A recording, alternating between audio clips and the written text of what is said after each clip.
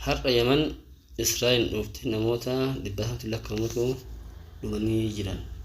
دوت صفارات الإنذار في مدينة إيلات جنوبية إسرائيل عقب اعتراض طائرة مسيرة قالت تل أبيب إنها أطلقت من جهة اليمن.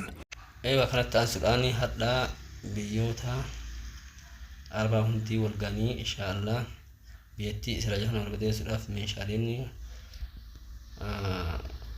هموتا خاصة هندلون دان دينا كتيار دان دين ماكينة في كونكلادا غرغرا بربداني إيلات.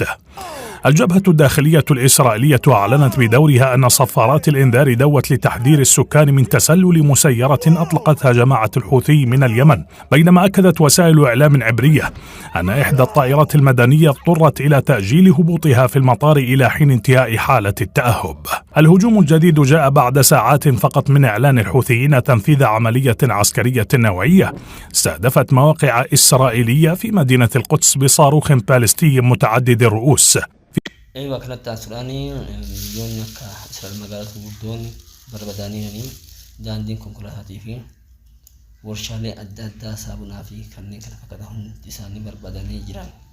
كانت تأسراني شانا خياف من حالتان سبسرا بناقولا هدابا توب سنجيشا هاقا ودو براق ودسي جاتوف نغانا توراتي وانتهارا هارا إيوجو ودو هارا kabadde isin dhiyaadha hordoftoonni hadaabbaatu horaa bulaa isin jedha.